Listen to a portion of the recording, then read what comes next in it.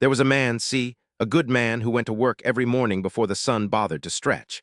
He punched the clock, pushed the levers, hauled the heavy, and went home to a plate of whatever his wife had cooked, tired down to his bones.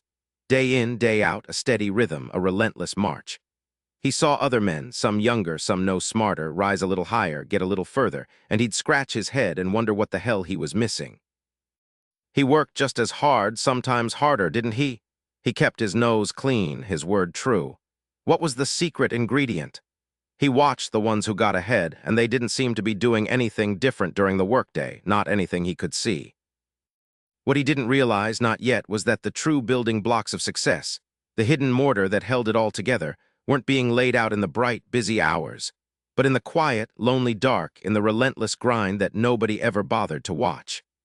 He didn't know that the real work, the work that changed everything, happened when the spotlights were off, when the factory was empty, and when the only witness was the echo of his own breath. He didn't know that the difference between standing still and moving forward wasn't in what you did when eyes were on you, but in what you chose to do when every single soul was looking the other way. That man was Eugene, 47 years old, give or take a few hard-won wrinkles. He worked the night shift at the old Hendershot manufacturing plant, pushing sheet metal into massive hydraulic presses that groaned and hissed like prehistoric beasts.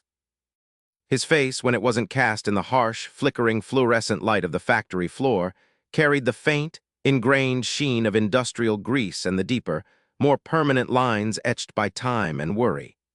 He wasn't a tall man, but he was built solid, like a seasoned oak tree that had weathered a lifetime of storms.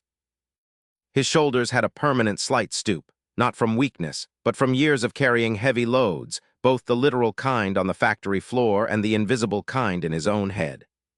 His uniform, a faded blue jumpsuit, clung to his frame with a familiar ease, patched here and there, a testament to countless rips and repairs. You could tell just by looking at him that he was a man who understood the language of tools and machinery, a silent pact between his body and the unforgiving steel he wrestled with daily. His hair, once a uniform dark brown, was now a salt and pepper mix, thinning a bit on top but still thick enough to stubbornly resist the attempts of a comb. He kept it cut short, practical, no fuss, just like everything else about him. But it was his hands, really, that told the story of Eugene. They weren't the manicured hands of an office worker, nor the soft, smooth hands of someone who'd never known a day of honest labor. No, Eugene's hands were a roadmap of his life. Knuckles swollen and slightly gnarled, fingers thick and strong, each one bearing a collection of scars, faded white lines from a slipped wrench, a deeper, purplish mark from a time the press caught him unaware, the ever-present calluses that formed a second skin across his palms. Underneath the ingrained dirt and oil that no amount of scrubbing could fully remove, you could see the faint network of veins, blue lines pushing against the tough skin, testament to a lifetime of exertion. They were the hands of a man who built, who fixed, who carried, who provided. Hands that knew the feel of cold steel, rough timber, and the soft skin of his children's cheeks. And his eyes. Deep set beneath heavy brows, they were a shade of tired hazel, often narrowed in concentration or clouded with an unspoken fatigue. They didn't dart around. They observed, slowly, deliberately. There wasn't much sparkle in them these days, not the kind you saw in young men still chasing impossible dreams. But there was something else, something harder to place. A quiet intensity, perhaps. A resilience that, despite everything, refused to be extinguished. When he looked at you, it wasn't with judgment or overt curiosity, but with a gaze that seemed to take in the measure of a man, weighing him without a single word. He was quiet, reserved, a man of few words, dependable as the sunrise, but to those who didn't know him, he often came off as gruff, unapproachable. Just another cog in the machine, some might have thought, but if you looked closer, you'd see the weight of the whole damn factory resting on those quietly unyielding shoulders. The 5 a.m. alarm was a banshee in the dark, a shrill, insistent shriek that ripped through the fragile piece of sleep. Eugene never hit snooze. There was no point. Hitting snooze meant delaying the inevitable, and the inevitable had a way of catching up to you, often with interest. He'd swing his feet out of bed, the worn rug a familiar scratch against his soles, and the chill of the unheated floor would instantly awaken the last vestiges of slumber. Sarah would stir beside him, a soft murmur, but she knew the routine too. His getting up meant the whole damn house was one step closer to waking. He moved through the pre-dawn quiet like a ghost, the only sounds the soft hiss of the coffee machine and the muted clink of ceramic as he poured his first cup. Black, always black. The bitter warmth was a small comfort, a quiet rebellion against the cold world outside. He'd sit at the kitchen table, staring out the window at the still dark sky, watching for the first faint blush of dawn. Sometimes, Sarah would have his lunch packed, a sturdy plastic container filled with leftovers, a piece of fruit, maybe a thermos of soup in winter. Other times, he'd do it himself, slapping together a quick sandwich, his movements practiced, efficient, devoid of any real joy. Then it was out to the truck. His old Ford F-150, a reliable beast, dented and rust-speckled, but it always started. Always. He'd turn the key, the engine groaning to life, and the familiar rumble would vibrate through the seat as he backed out of the driveway. The drive to the plant was always the same. A couple of miles of quiet residential streets, then the turn onto Industrial Way, where the streetlights hummed and the air already smelled faintly of metal and exhaust. He was one of the first, his headlights cutting through the lingering fog or the still heavy darkness, joining the growing procession of tired headlights heading toward the same destination. Inside the plant, the rhythm was relentless. The thrum of the machines, the metallic clang, the hiss of hydraulics, the smell of grease and cutting oil. It was all a symphony he knew by heart, a soundtrack to his life. He operated the press, loaded the parts, checked the tolerances. Repeat, hour after hour, day after day. His body knew the dance, the precise movements, the exact pressure to apply. He could do it in his sleep, probably did in his dreams, the phantom sensation of cold steel in his hands a constant companion. The work was honest, hard, and paid the bills, but it offered little else. No thrill of discovery, no surge of pride, just the quiet satisfaction of a job done, a quota met. The money was always tight. Not dire, not yet, but a constant, gnawing anxiety that hummed beneath the surface of his everyday thoughts. Every bill that arrived, every unexpected repair, every school trip form Lily brought home was another line item in the ledger of his worry. He and Sarah made it work, they always did, stretching every dollar until it screamed for mercy. New clothes were for the kids. His truck, that old F-150, was a testament to his mechanical ingenuity and refusal to give up on something that still had life in it, even if it meant patching it up again and again. Vacations were for other families. Their idea of a treat was a quiet dinner at home, maybe a movie rental on a Friday night. He saw the fleeting desires in Sarah's eyes when they passed a store window, heard the wistful tone in Lily's voice about a concert or a brand-name item. And he felt the familiar knot tighten in his gut. He was Eugene, a man who showed up, put in the hours, and went home. But beneath that quiet, dependable exterior, a storm of unarticulated frustrations brewed. He watched younger men, less experienced, sometimes less diligent, move up, catch the eye of a supervisor, get transferred to a department with better pay or more interesting work. He told himself it was just how things worked, but a quiet resentment festered, a tiny ember of bitterness that never quite died out. He worked hard, damn hard, but it felt like he was running on a treadmill, expending all that effort just to stay in the same place. There were dreams once, faded now like old photographs left too long in the sun. Dreams of opening his own small shop, fixing engines, building things with his hands, being his own boss. He'd seen a vacant lot on the edge of town for years, imagined what it could be. A vision, clear as day, of a sign with his name on it. But then the mortgage came, then Lily, then Noah, and the practicalities of steady pay, health insurance, and feeding 4 mouths eclipsed the risky allure of ambition. He buried those dreams deep, under layers of responsibility and the grim reality of daily grind. Now those buried dreams just made the gap between who he was and who he wanted to be feel wider, colder. He was a provider, yes, a good husband and father. He knew that. Sarah loved him, his kids looked up to him. But he constantly worried it wasn't enough. That he wasn't enough. He pictured Lily's future, full of possibilities, but the mental image was always clouded by the shadow of their financial reality. He saw Noah, full of restless energy, and wondered if he'd ever be able to give him the opportunities he himself never had. This constant, low-level hum of not quite enough was his silent tormentor, the inner demon that woke him up at 3 a.m. sometimes, just to stare at the ceiling and run the numbers in his head. He rarely spoke of these fears, not to Sarah, certainly not to anyone else. It was his burden to carry, his responsibility to fix. Asking for help felt like admitting failure, a vulnerability he couldn't afford, not when so many depended on him. So he shouldered it all, the fatigue, the resentment, the worry, stacking them higher and higher until they felt like a crushing weight on his shoulders. He did what was expected, no more, no less, and quietly complained to himself about the unfairness of it all, about the invisible walls that seemed to keep him confined to his corner of the world. It was a cycle, predictable and suffocating, and he just kept pushing through, one mechanical day after another. It was a Tuesday evening, a weeknight like any other. The smell of Sarah's pot roast lingered in the small, cozy kitchen. Lily, his 16-year-old, sat hunched over the chipped Formica table, her textbooks spread wide, a college brochure open beside them. Noah was in the living room, absorbed in a video game, the faint sounds of explosions drifting in. Eugene was at the sink, rinsing his plate, the drone of the dishwasher a familiar background hum. He felt the dull ache in his shoulders from another day of lifting and turning, his mind already drifting towards the easy chair and the TV. He heard Lily sigh, a long, drawn-out exhalation that snagged his attention. She tapped a glossy picture in the brochure. "Dad, look at this engineering program. It's exactly what I've been looking for." Her voice was soft, almost reverent as she traced a finger over the text. A familiar warmth bloomed in Eugene's chest, a father's pride at seeing his daughter envisioning her future. He'd always encouraged her, told her she could do anything. But then the warmth faded, replaced by an icy dread. Lily looked up, her bright young eyes meeting his, and the light in them seemed to dim just a shade. "But I know," she said, her voice dropping, almost a whisper. "I know we probably can't afford it." The words hit Eugene like a physical blow.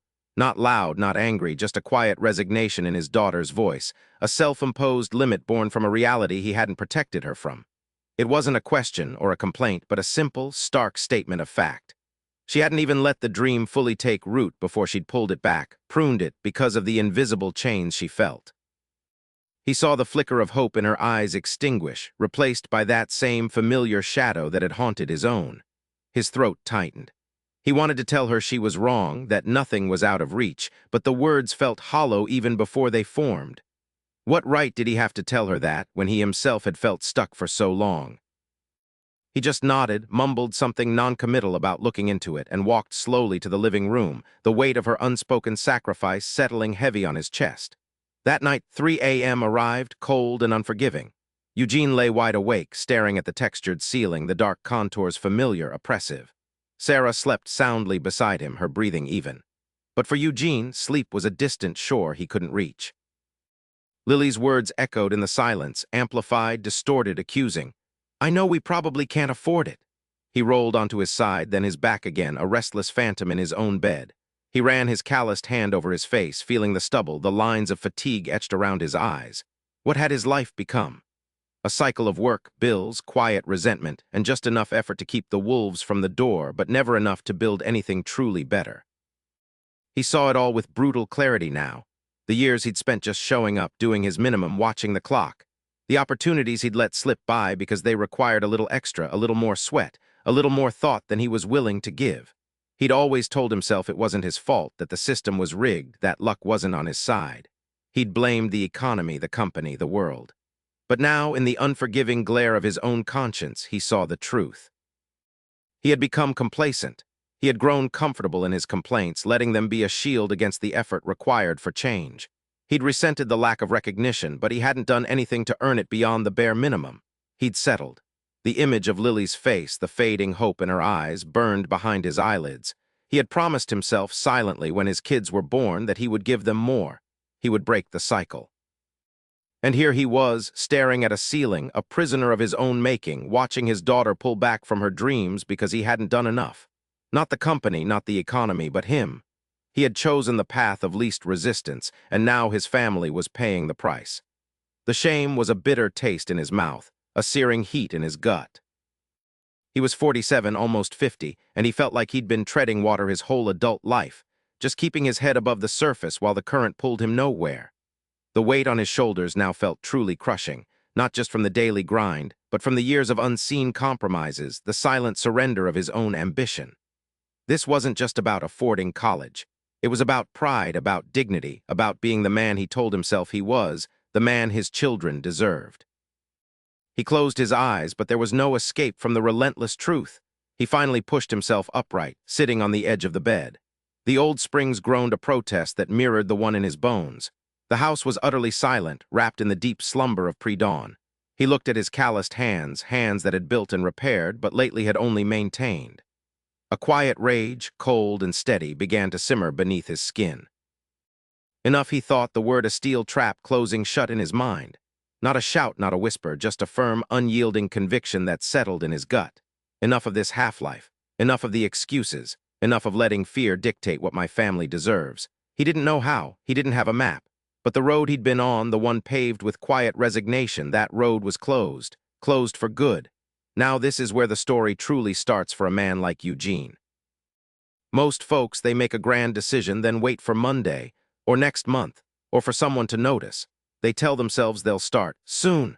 Not Eugene. His decision, born in the deepest, most agonizing hour of a quiet night, demanded immediate action. It didn't ask for permission. It didn't care about convenience.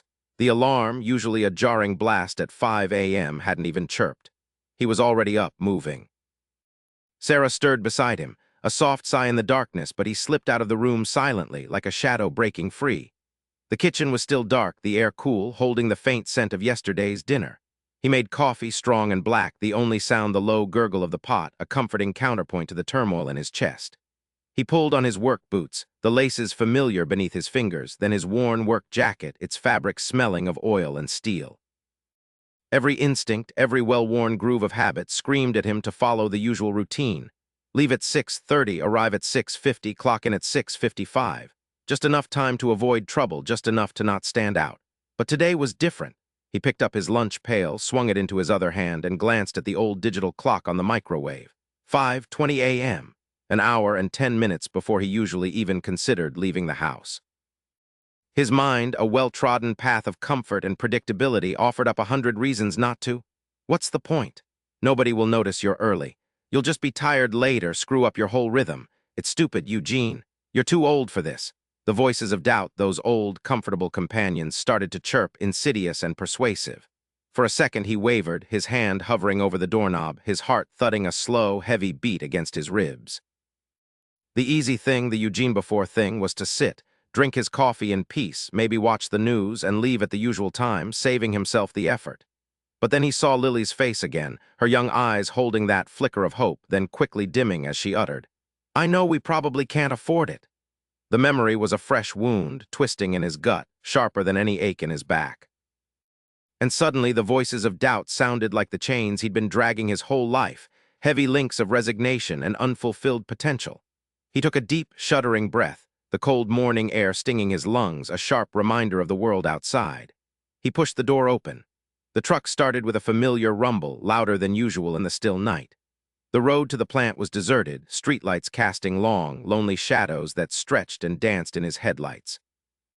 He drove slower than usual, watching the sleeping houses, each one a silent testament to lives being lived, dreams being chased, or maybe dreams being put on hold just like his own had been.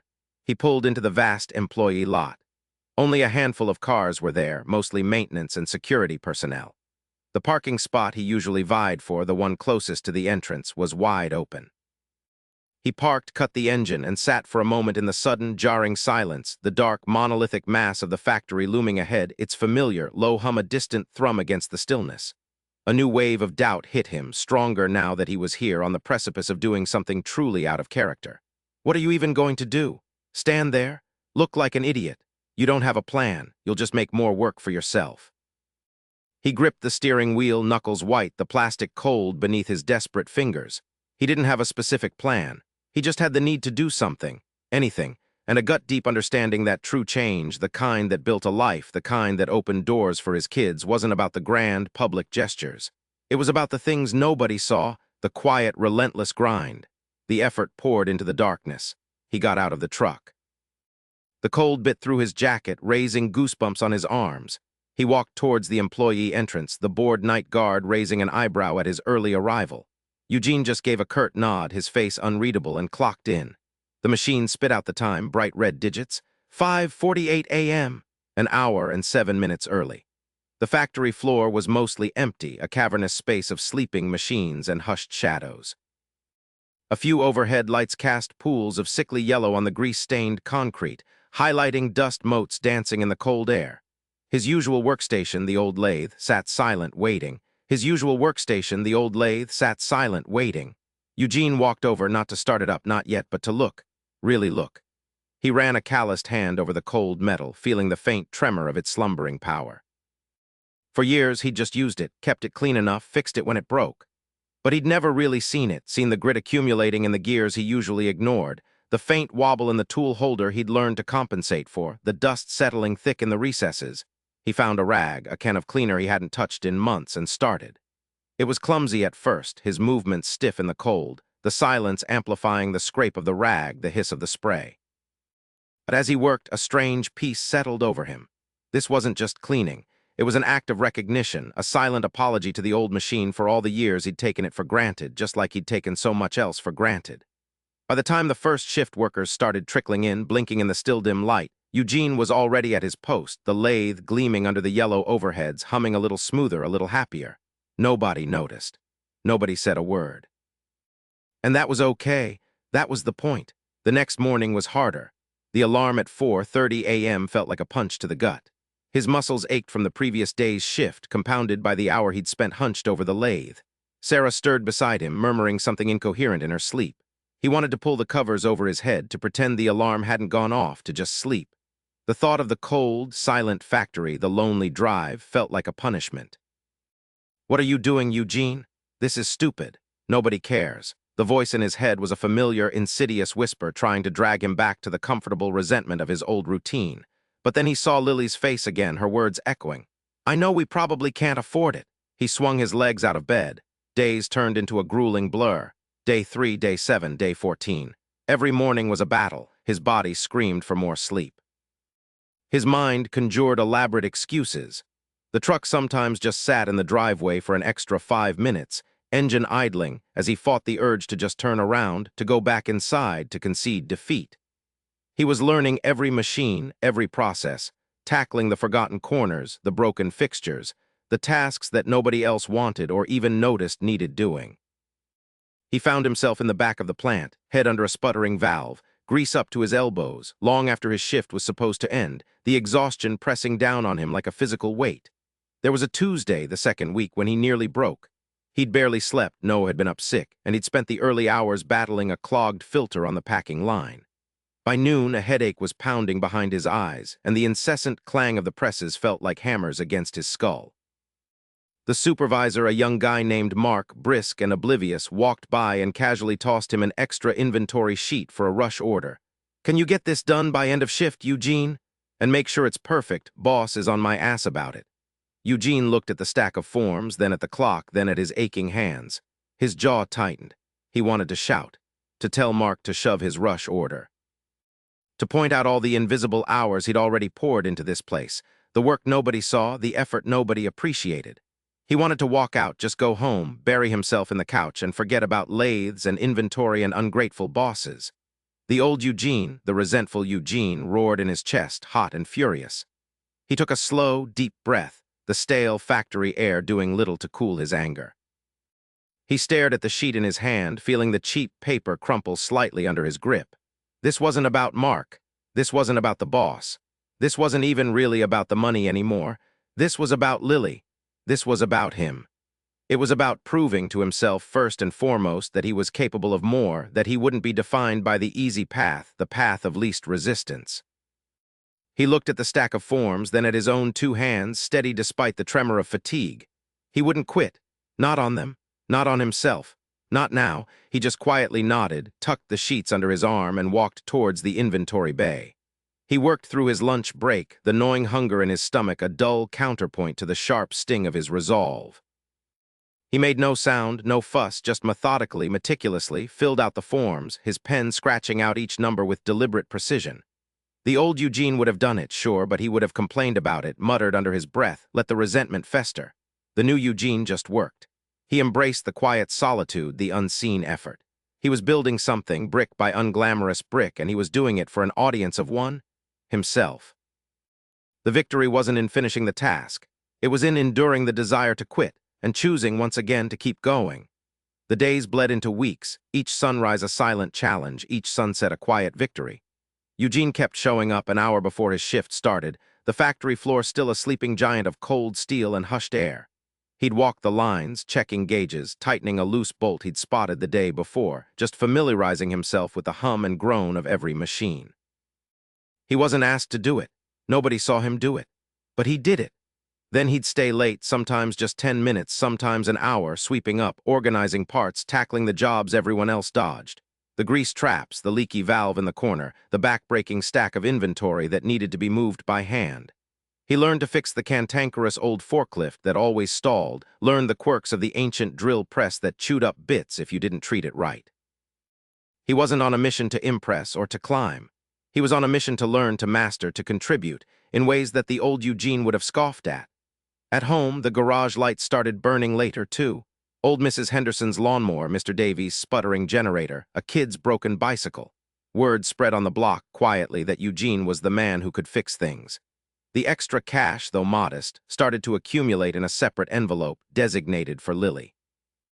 After a month, the change wasn't a roar, it was a subtle shift in the air around him. Mark, the young supervisor, stopped giving Eugene the side-eye. He'd just find the difficult tasks done or a machine running smoother than it had in years. "Eugene," he mumbled one afternoon, catching him wiping down a conveyor belt after his shift was technically over. You've been here a while now, haven't you?" It wasn't a question, more an observation. Eugene just grunted, nodded, and kept wiping. He didn't need praise. The quiet hum of the efficiently running belt was reward enough. Sarah noticed it too. The heavy sigh he used to carry like a sack of rocks was gone. He still wasn't a man of many words, but the few he spoke were lighter, less burdened. He'd sit at the dinner table, listening to Lily talk about her school projects with a genuine interest, not just a tired nod. He even started showing Noah how to change the oil in the old sedan, patiently guiding his clumsy hands, something he'd always been, too busy, or too tired, for before. One evening, Lily brought home a college brochure, her eyes alight but still holding that familiar flicker of doubt. "Dad," she started, holding the glossy pages, "this one has an amazing engineering program, but—" She trailed off, glancing at him with that same hesitant look that had first ignited his fire. Eugene didn't say anything for a moment. He just reached out, took the brochure, and flipped through it. His thumb brushed over the tuition figures, then over a picture of students in a lab. He looked at Lily, really looked at her, seeing not just his daughter, but the future she was trying to grasp. "Looks like a good school, honey," he said, his voice a low rumble. "We'll figure it out. You just worry about getting in." The words hung in the air, solid and real. Not a promise of ease, but a promise of unwavering effort. Lily's face broke into a smile, a pure, unburdened smile that made every early morning, every late night, every grease-stained finger worth it. Weeks turned into months. Eugene was still Eugene, still wore the same faded work clothes, still had the same calloused hands. But the eyes were different. They held a quiet fire, a deep understanding. He wasn't waiting for things to happen to him anymore. He was making them happen. He found a strange kind of peace in the relentless, unseen effort. The heavy loads he carried now felt like purpose, not just burden. He knew, deep in his bones, that success wasn't about the fanfare, wasn't about getting noticed. It was about showing up day after day for the work that nobody else wanted to do, the work that nobody else saw. It was about building, brick by unglamorous brick, a foundation strong enough to hold up not just his dreams, but his family's too. He stood one morning, watching the first light hit the factory floor through a high window, the air still cool and quiet. He'd already checked the hydraulic lines, made sure the main compressor was primed. He thought about Lily, about Sarah, about Noah. He thought about the man he used to be, waiting for someone to give him a break. "Ain't nobody gonna hand you nothing," he murmured, the words feeling true and solid in his chest. "You gotta put in the work, even when nobody's looking. Especially then, that's where the real difference gets made." He picked up his broom, the bristles worn smooth from countless sweeps, and began to clear the last bits of dust from the corner. The hum of the factory was about to begin, but Eugene had already been at work for an hour, laying down the invisible groundwork. He wasn't just a factory worker anymore. He was a builder, crafting a future.